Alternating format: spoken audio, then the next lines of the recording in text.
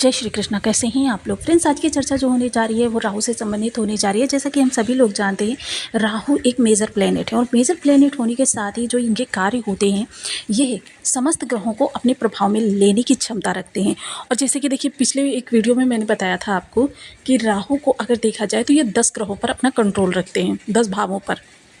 और 10 भावों को किस तरीके से ये भी मैंने इस वीडियो में आपको बताया था। आज फिर उस वीडियो में आपको हम एक बार फिर से बताएंगे कि किस तरीके से ये 10 भावों को अपने कंट्रोल में रखते हैं और ये समस्त 9 ग्रहों को अपने प्रभाव में रखने की क्षमता रखते हैं। क्योंकि माया है, छल है, प्रपंच है, ये इनके शस्त्र हैं। और शस्त्रों के द्वारा देखिए छल के आगे किसी की नहीं चलती। सत्य भी थोड़ी देर के लिए छिप जाता है, असत्य हावी हो जाता है। ऐसे समय में ये बहुत ही विशेष हो जाता है कि हम राहु को समझें, क्योंकि कलयुग पाप प्रधान है और माया जो है ये राहु ये भी पाप प्रधान है। और जब 2 पाप प्रभाव मित्रों का एक दूसरे से संगम होता है तो चीज़ें क्या होती हैं, बहुत उनको प्रिय लगने लगती हैं, एक दूसरे के प्रभाव में वृद्धि हो जाती है, जिस कारण से राहु का प्रभाव कलयुग में बहुत ज़्यादा बढ़ा चढ़ा हुआ देखा जा रहा है। यहाँ पर राहु वर्चस्व है, क्योंकि आप अपने चारों ओर अगर लोगों पर दृष्टि डालें तो आपको ऐसे बहुत से लोग मिल जाएंगे। मोस्टली लोग ऐसे ही मिलेंगे, हज़ारों में से 2-4 लोग ऐसे मिलेंगे जो सत्य और धर्म का अनुसरण करते हैं। अन्यथा सभी लोग इस प्रकार के होते हैं कि बस मेरा काम बनना चाहिए नीति के द्वारा या अनीति के द्वारा, षड्यंत्र के द्वारा या छल प्रपंच के द्वारा, माया के द्वारा या कलह के द्वारा, किसी के भी द्वारा बने, बस मेरा काम सिद्ध होना चाहिए। और ये राहु के ही शस्त्र हैं सारे। आप जिधर देखते हैं नज़र दौड़ाकर उधर 4G 5G, या जिधर देखते हैं नज़र दौड़ाकर वहाँ पर आपका सोशल नेटवर्क साइट्स, ये सारी चीज़ें क्या हैं, ये सब राहु के ही मुख्य कारक चीज़ें हैं। राहु आपको देखिए अगर शुभ हो जाए तो आउट ऑफ द बॉक्स ले जाते हैं, सबसे अलग। क्योंकि राहु नहीं कहते सबके साथ में चलो, राहु सदैव कहते हैं सबसे अलग चलो, अब सबसे बड़ा सोचो। क्योंकि राहु को शुभ करना और राहु के शुभ होना ये दोनों चीज़ें अलग अलग बातें हैं। क्योंकि जिनके जन्मजात राहु शुभ होते हैं उनको बिना प्रयास के ही वो चीज़ें मिलने लगती हैं, यानी राजा के समान वैभव, धन के शिखर पर बैठ जाना। और जो प्रयास करते हैं उनको देखिए आसमान की तरफ जब चलते हैं तो क्षितिज अपने आप मिल जाता है।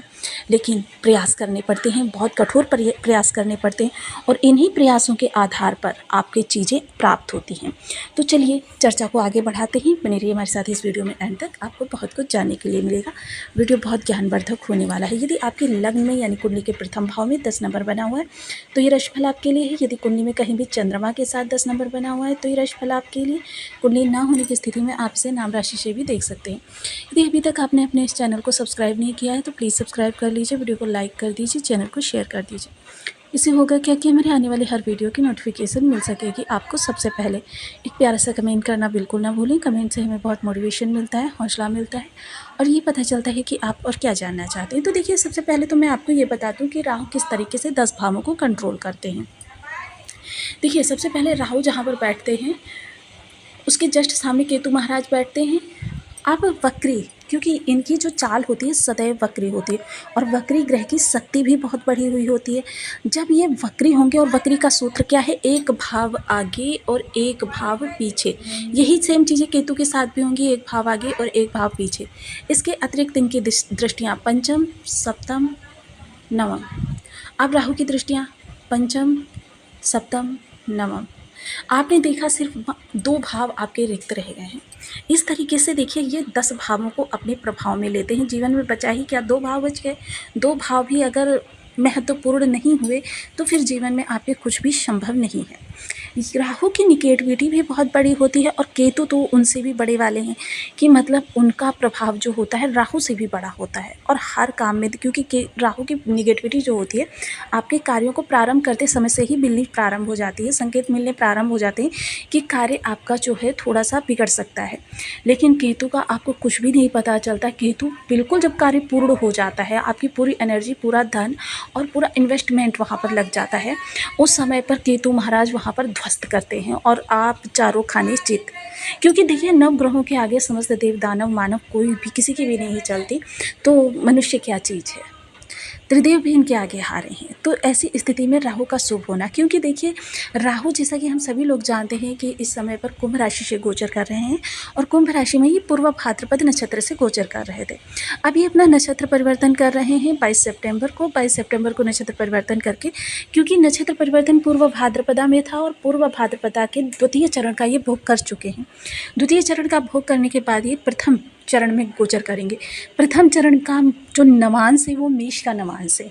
मेष यानी मंगलदेव महाराज, और मंगलदेव महाराज इस समय पर कहाँ है? कर्म भाव में, और मंगल का राहु के साथ नवम पंचम योग भी निर्मित हो रहा है, जिसकी वजह से इस नवांश का प्रभाव राहु पर बहुत ज़्यादा पड़ता हुआ देखा जाएगा। सबसे पहले मंगल के बारे में जान लेते हैं, क्योंकि उसी के आधार पर प्रभाव मिलेंगे। जैसे कि हम सभी लोग जानते हैं, जिस तरीके से आपके कमरे में कोई बल्ब लगा हुआ है और उस बल्ब की रोशनी चमकीली है, लेकिन उसके ऊपर जो आप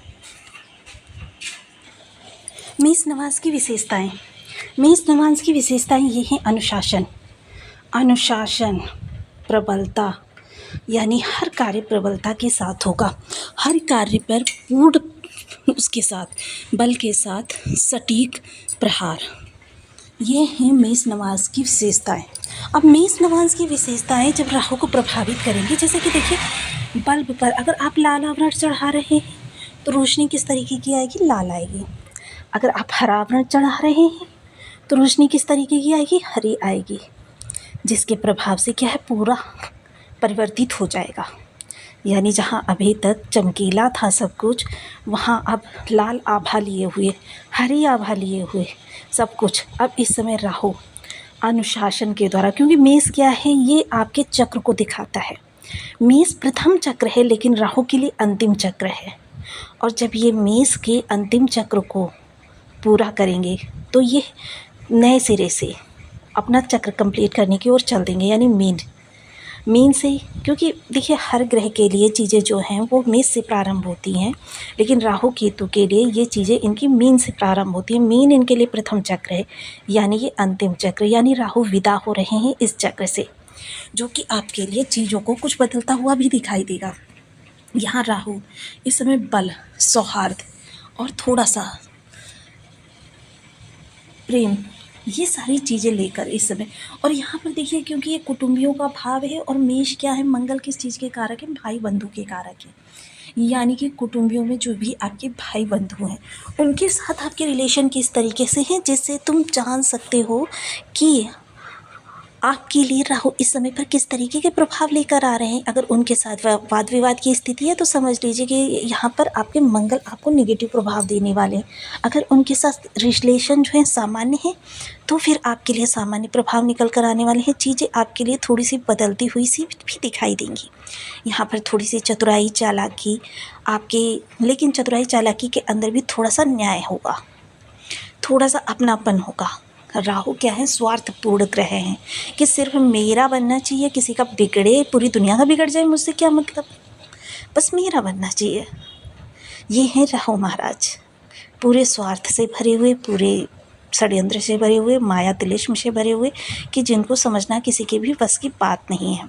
अब राहु का ये प्रभाव, क्योंकि ये देखिए इस समय आपके पूरे धन त्रिकोण को ही अपने प्रभाव में लिए हुए हैं, जिसकी वजह से क्या है कि इस समय राहु की जो ये इनके इन प्रकार वाली नीतियां हैं या साम दाम दंड भेद का प्रयोग जो आप करते हैं, ये है आपकी जॉब रिलेटेड चीज़ों में ज़्यादा दिखाई देगा।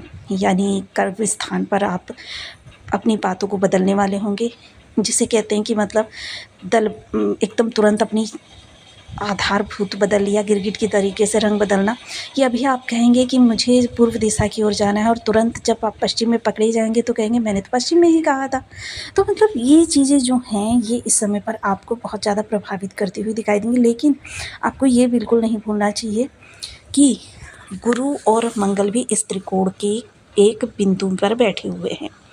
ये दोनों भी यहाँ अपना पूर्ण आधिपत्य दिखाते हुए देखे जाएंगे। अगर आपने अनीति को ज़्यादा बढ़ावा दिया, हालांकि अगर किसी का अहित नहीं हो रहा है तो थोड़ा बहुत झूठ बोलने में किसी भी प्रकार का कोई विहित नहीं है, लेकिन जहाँ पर आपकी अनीति बहुत ज़्यादा बढ़ रही है वहाँ पर आपको थोड़ा सा विचार करना चाहिए, क्योंकि गुरु एक तरफ बैठे हुए हैं, एक तरफ मंगल बैठे हुए हैं। कि अगर आप अनीति से धन का अर्जन करते हैं, किसी के हक का हनन करते हैं, किसी को परेशानी में डालकर स्वयं को उबारने का प्रयास करते हैं तो फिर ये राहु और मंगल आपके लिए गुरु और मंगल क्षमा करें, गुरु और मंगल आपके लिए नेगेटिव प्रभाव बढ़ा सकते हैं। तो यहाँ पर देखिए आपके लिए देखिए एक चीज़ और अच्छी निकल कर आएगी कि इस समय शत्रुहंता ऋण वगैरह कोई लिए हुए हैं आप तो उसको चुकाने का प्रयास हो सकता है, क्योंकि एक तो गुरु यहाँ से जाने वाले हैं और दूसरे राहु का मेष नवांश में प्रवेश, ये दोनों चीज़ें बहुत महत्वपूर्ण हैं आपके ऋण के लिए, क्योंकि मंगल जो होते हैं ऋण के कारक होते हैं। मंगल जब भी आपके अरेस्ट होते हैं आपको ऋण के कर्ज के दलदल में फंसा देते, व्यक्ति उसमें फंसता चला जाता है, उससे निकलने का बिल्कुल नाम नहीं लेता। तो ये जो आपका कुचक्र है इसको काटने में इस समय राहु आपकी मदद करते हुए दिखाई देंगे। हालांकि देखिए इस दौरान आपको जो है थोड़े से विशेष उपाय मंगल और राहु दोनों के करने होंगे, तभी आपको इनका जो नेगेटिव प्रभाव है खत्म होगा और सुप्रभाव बढ़ेंगे। जिसमें से एक देखिए विशेष उपाय आपको, अगर आप मीठी चीज़ें सफाई कर्मी को देते हैं तो उसमें क्या है राहु मंगल दोनों का समावेश हो जाएगा, और ये मीठी चीज़ें आप शनिवार या मंगलवार के दिन उसे भोजन के रूप में दें। मीठी चीज़ मंगल को जैसे जिससे आपको उसके प्रभाव बहुत ज़्यादा बढ़ चढ़कर प्राप्त हो सकेंगे। साथ ही साथ आपको अपने भाई बंधुओं के साथ थोड़े से रिलेशन सुधारने चाहिए। शनिवार और मंगलवार दोनों दिन आपको अपने भाई बंधुओं के साथ, और ये कार्य आप प्रदोष बेला समाप्त होने के बाद करें। नेट पर आप प्रदोष बेला सर्च करके देख सकते हैं, उसके बाद करें तो आपको बहुत अच्छे प्रभाव मिलेंगे। देखिए अब जब तुरंत आप प्रभाव करते हैं, ऐसा ज्योतिष में कोई भी विधान नहीं कि आपको तुरंत प्रभाव मिलने प्रारंभ हो जाए। ये चीज़ें जो होती हैं थोड़ा समय लेती हैं, एक सर्कुलेशन होता है, उस सर्कुलेशन को हमें पूरा करना होता है। जैसे आज मेरे अगर बीज मंत्रों के जाप कंप्लीट हुए हैं तो उसके बाद मुझे 3 से 6 माह का समय लगेगा, जिसके लिए मैं सदैव आपसे आग्रह करती रहती हूँ कि आप एक बार समस्त ग्रहों के बीज मंत्र कंप्लीट कर लीजिए, क्योंकि आपकी परिस्थितियों से निकलने में आपका समस्त 9 ग्रह विशेष योगदान रहता है। और जब ये पूर्ण होता है 9 ग्रह हमारे, देखिए अगर बर्थ चार्ट में आपके पहले से ही उच्च के ग्रह बैठे हों तो फिर आपको किसी प्रकार के कष्ट मिलने ज़रूरी नहीं है, मिलेंगे ही नहीं।